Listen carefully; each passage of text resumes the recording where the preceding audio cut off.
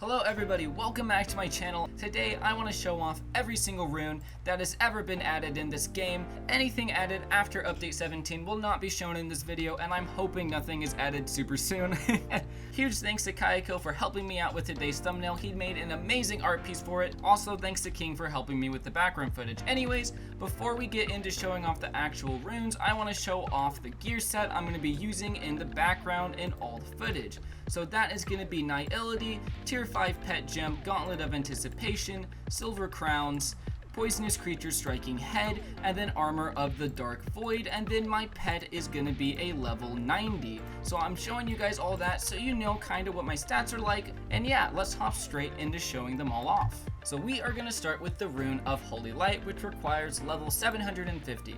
This is a fantastic DPS rune that is very commonly used in Emperor of Time and is always great in team play.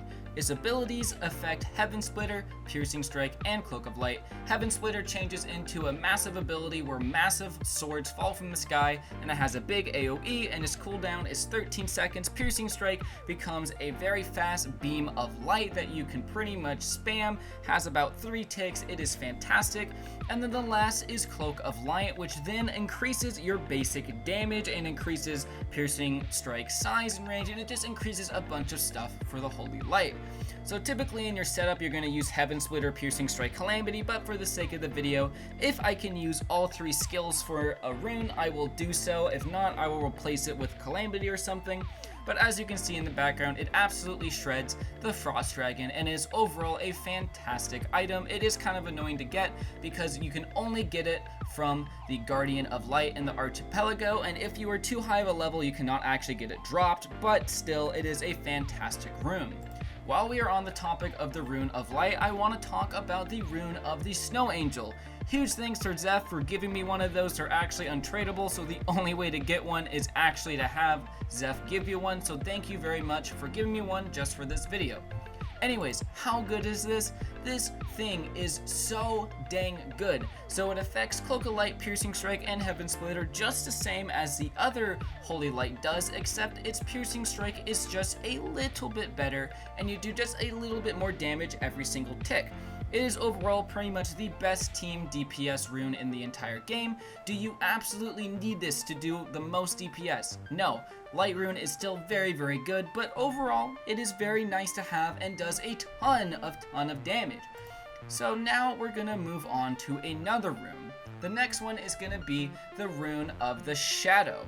So this one is level 600, and the way you get it is just through tier 3 crafting like you would pretty much any other rune in the game. So the things it affects is Lure Jab, Menacing Shout, and Ground Stomp. So the Lure Jab then becomes something to where basically you just steal health from your opponent and you just, you pretty much just use it as a heal. So next is Menacing Shout. Basically what it does is make a black hole type move which sucks mobs in. Against a Frost Dragon you can't really see it. It does a decent amount of damage, but it is mainly used for grouping mobs together. And then you get the Ground Stomp, which then becomes a black void type thing, and it just does a lot of damage to anyone near you. Overall it's just a good rune. It's okay. It's really not amazing, but it does have its uses for grouping mobs together, but it isn't too amazing. So now I want to talk about some of the other runes. So we're going to move on to one that is a little bit more boring, but technically limited as of right now, but it didn't used to be. That is going to be the Rune of the Void. So this requires level 100 and actually is no longer droppable as of update 14.8. And what it does is nothing. It does absolutely nothing. As you can see, I have it on in the background and none of my skills are changed. It affects nothing and it is the worst rune in the game. It's just trash. Literally, it does nothing. And then I'll quickly mention the Rune of Complete Garbage, which is the Troll Face rune. Basically, in the update 9.5 when that dropped, if you were wearing any rune, it turned into this. I don't have one because it's really hard to get, but it doesn't do anything, so I didn't think it was worth getting. So now let's move on to another rune, and the next one I want to talk about is going to be the Rune of Vitality. This is also a little bit more of a boring one. It is not very good. It requires level 1 and is one of 3 tier 1 crafting runes. So it is trash. Absolute trash. Every single time you hit an enemy, you get a little bit of health back, but it doesn't work with Havoc. It literally immediately, it just You don't want this. Don't use this. It doesn't affect any skills. Every single time you hit something, you get healed back for 1%. It's not good. Don't use it. If you get it, go ahead and discard it. It's just trash. It's not even tradable. It's just bad. So next, we're going to talk about the Rune of Life. We're going to continue with the tier 1s, and this is also one that has actually become a little bit better in recent times. So what it affects is Mending Sword and Blessing. The Mending Sword becomes a longer effect and just does a lot of healing, and Blessing also just does a lot of healing.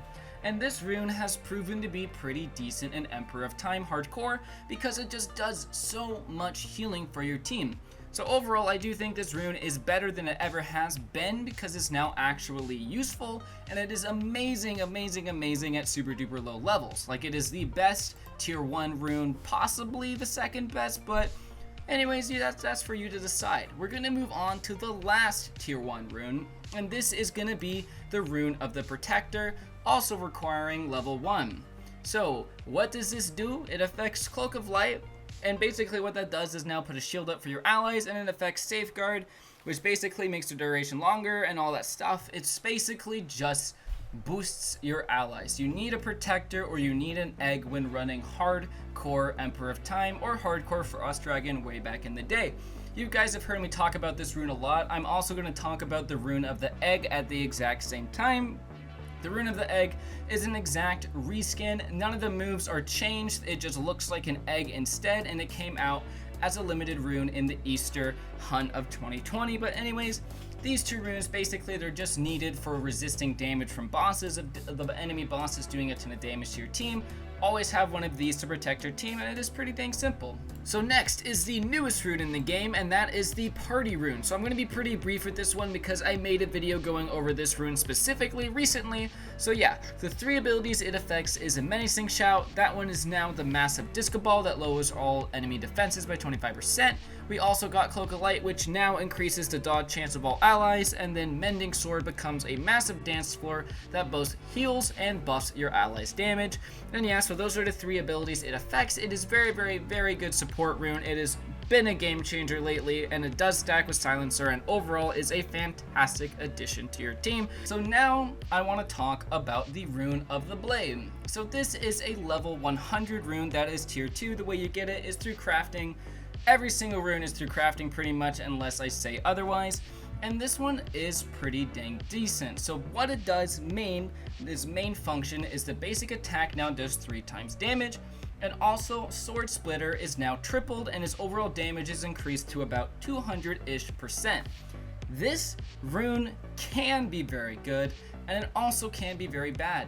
You have to be pretty close range when using it, but as you can see in the footage, I am shredding the boss, but that is only because with this rune, I can use Calamity and Havoc and then use its one affected skill of Sword Splitter. For the other runes in the background, if it affects 3 skills, I use all 3 skills. And not always the best setup for rune is it is never using the 3 skills it actually gives you.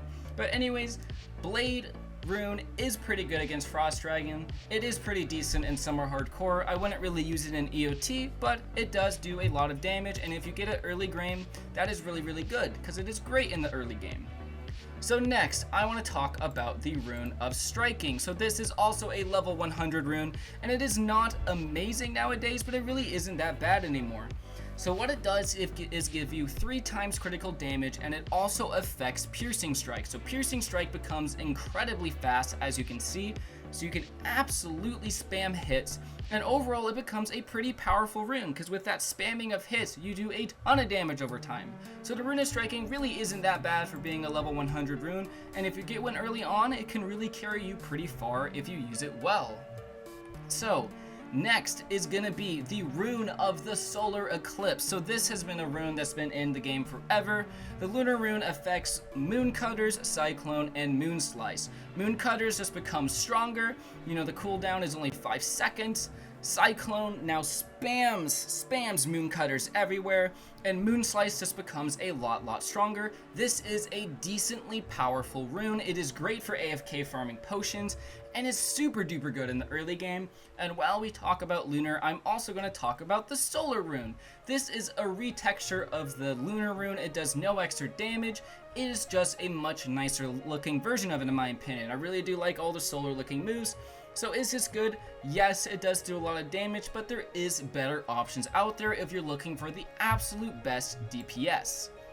So now we are going to keep on moving on. So next is going to be the Rune of the Silencer.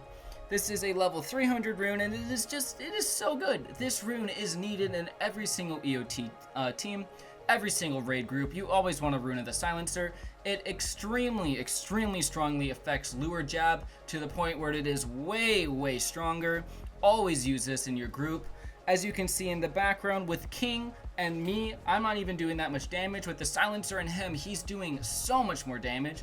Silencer is amazing. If you want to be a support player, you gotta have this. Like, this is a must-have. And pretty much, this is a must-have for everybody in the game. You can get it in tier 2 and 3 crafting, I think, so it shouldn't be too much of a struggle. And definitely have it on your radar if you don't already use it. So next is the Shattered Rune of the Battler. This is a level 400 plus rune that is tier 3 crafting, and it is pretty okay. It used to be really good, but nowadays I'd say it's okay.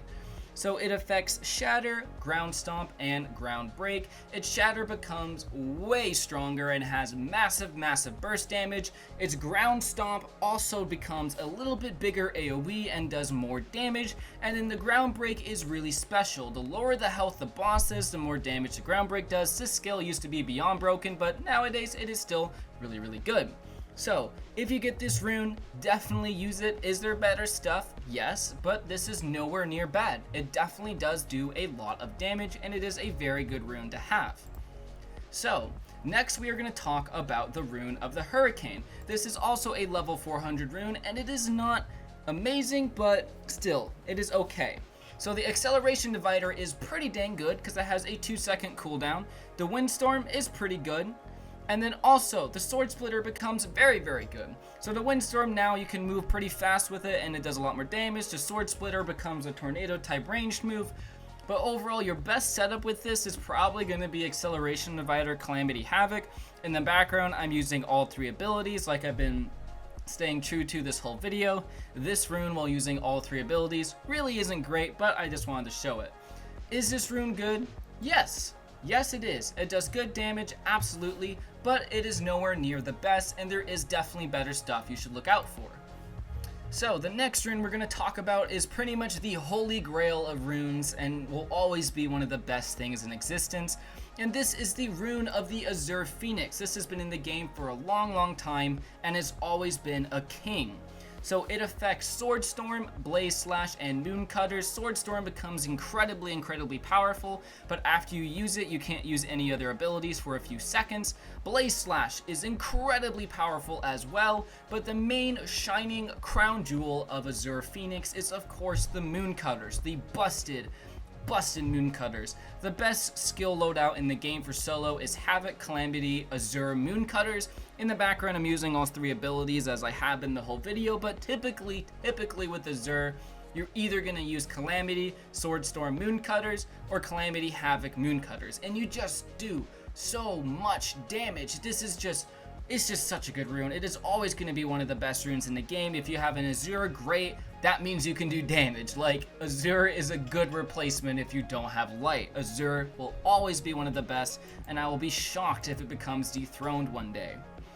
So next, we have the Rune of the Flamegun. So this one used to be really good, but nowadays, I'd still say it's okay.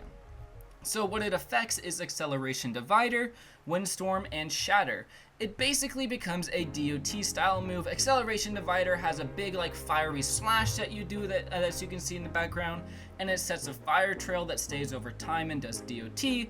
The Windstorm is kind of like Hurricane's Windstorm, you just do a ton of damage over and over again. And then the Shatter now becomes a DOT fire that you leave on the floor, which is pretty dang good. You could do a lot of damage in one spot. This is pretty decent for solo, but again, why would you ever use this if you can use something like Azure? So if you have it, definitely use it, but I'd only say use this rune until you can get Azure or Light or something that does more damage. So next we have Rune of the Ice Queen. So this is an incredibly good rune, just like Azure is. What it does is affect both Shatter and Mending. In the background, I'm using Shatter, Mending, Calamity because it only affects 2 skills. And as you can see, with those 3 together, you do a ton of damage.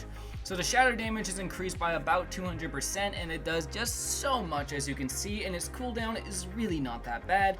And then the mending sword no longer heals, but it does about 2000% more damage. It does so much. It has a massive radius, and it can be pretty much constantly up due to its cooldown being really not that bad at all. So this rune is amazing. I would pretty much use this if you don't have Azure or Light. I would say Azure is a little bit better overall, but Ice Queen is still amazing. So there is a rune that is not technically a retexture of Ice Queen, but is pretty dang similar, and this is gonna be the Pumpkin rune. So the Pumpkin rune affects both Sword Storm and then Mending. Sword Storm, I don't remember if it actually changes the damage on it. This is the only thing I don't remember. Comment down below.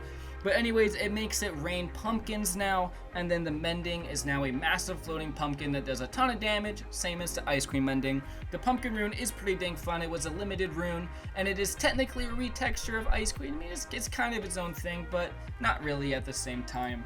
And yeah, the Pumpkin rune is worth quite a bit on the market, and overall it's just a really fun one to have.